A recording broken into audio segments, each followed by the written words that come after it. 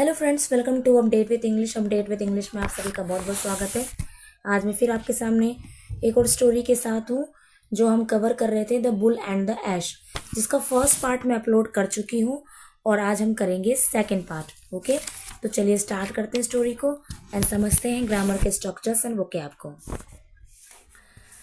The ass was listening the pathetic tale of the bull carefully.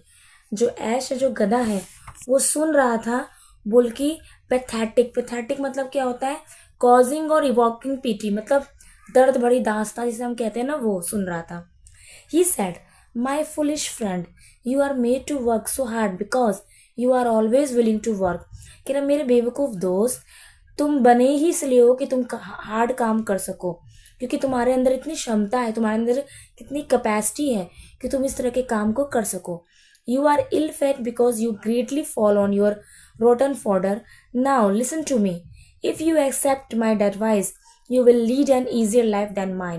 कह रहा है कि तुम अगर मेरी बात सुनोगे, मेरी एडवाइस को सुनोगे, तो तुम अपनी लाइफ को बहुत अच्छे से सर्वाइव कर पाओगे, तुम्हारी लाइफ बहुत इजी हो जाएगी। ठीक है, ईजियर लिखा है, ये डिग्री है, एक कंपैरेटिव, सुपरलेटिव और एक पॉजिटिव डिग्री होती है। तो पॉजिटिव होती है EASY, ईजी। कंपैरेटिव होती है ईजियर, ठीक है, और सुपरलेटिव होती है ईजिएस्ट। तो ये ईजियर है, सेकंड ये कंपैरेटिव है, कंपेयर किया गया है कि ऐश और बुल के लाइफ के साथ। Okay, when they take you out to the field and put the rock on your neck, fall down. When they bring on you home and offer you fodder, only snip it at it and move back without touching it.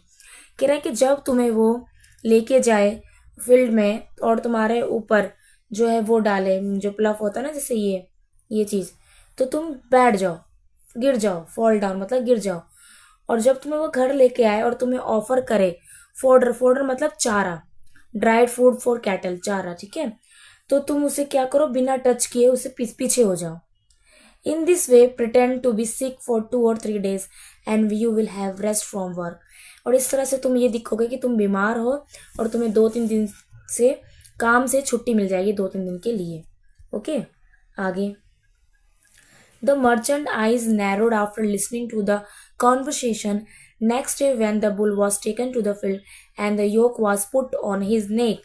तो merchant जो थे, जो सौदागर थे, क्योंकि उसके अंदर ये talent था कि वो जानवरों की, बर्ड्स की जो लैंग्वेज उसको समझ सकते थे, तो वो हैरान हो गए थे कि किस तरह की बातें कर रहे हैं। और अगले दिन जब वो लेकर गए उन्हें फील्ड में, और जब योक डाला, योक मतलब ये चीज़, ठीक है, ये वाली ये, तो उसने क्या किया, वो ही लेट डाउन, वो लेट गया एंड रिफ्यूज टू वर्क, और बना कर दिया कि मैं काम नहीं करूँगा। The driver thought that the bull was ill and led him home. और ड्राइवर ने ये सोचा कि बुल जो है वो बीमार है, इसलिए उसे घर ले चलते हैं। He did not touch his fodder but lay on his back with his legs outstretched. उसने अपना चारा भी नहीं छुआ। The driver went to the merchant and said, Master, the bull is ill. He did not bluff and he is refusing to eat his fodder. तो उन्होंने master को बोला, यानी मर्चेंट को बोला कि जो बुल है वो बीमार है, वो काम नहीं कर रहा और वो चारा भी नहीं खा रहा है। He did not bluff and is refuse, मतलब ये प्लफ नहीं कर रहा और चारा भी नहीं खा रहा, रिफ्यूज कर रहा है, मना कर रहा है। The merchant had overheard their talk and knew that what is meant. और मर्चेंट ने, उसको तो सारी बात पता थी, तो वो जानता था ये क्यों हो रहा है। He said, let the ass do the bull work today. तो कह रहा ठीक है, उसे ये जो है, ये काम जो है आज किस तरह से करने दो, अब ये काम गधा करेगा। Let the ass do the bull work, क्योंकि बुल तो बीमार है और ये आइडिया तो ऐश ने दिया था, इसलिए मर्चेंट ने कहा ये काम अब गधा ही करेगा। The driver took the ass to the field, placed the yoke on his neck and made his plough the field. तो ड्राइवर लेके चला गया उसे फील्ड में और उसने क्या किया, प्लव योक को उसके नेक के ऊपर रखा। सेम वही ट्रीटमेंट करी जो बुल के साथ होती थी। आप ये पिक्चर में जो है आप ये देख सकते हो, है ना, इस तरह से बुल के ऊपर किया हुआ है। If he slowed down, he was beaten with a stick till his life ached. कि अगर वो नीचे गिर जाता या नीचे बैठ जाता था तो उसको स्टिक के साथ मारा जाता था, जैसे कि आप पिक्चर में देख रहे हैं। By the evening he could hardly drag himself, but Bull on the other hand had passed the day lying lazily and enjoying his fodder.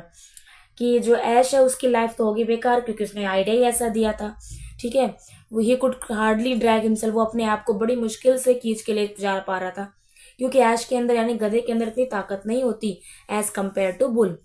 और जो बुल अदर हैंड यानी दूसरी तरफ अगर हम बुल की बात करें तो उसने अपनी लाइफ को बड़ी लेजली और इंजॉय किया, उसने फॉडरैन में चारे को इंजॉय किया क्योंकि उसको आराम मिल गया। ठीक है, तो ये है स्टोरी फ्रेंड। आई होप आपको स्टोरी अच्छी लगी हो और ग्रामर के स्ट्रक्चर समझ में आए हो। ठीक है, तो चलिए मिलते हैं नेक्स्ट वीडियो में। Till then take care, bye bye.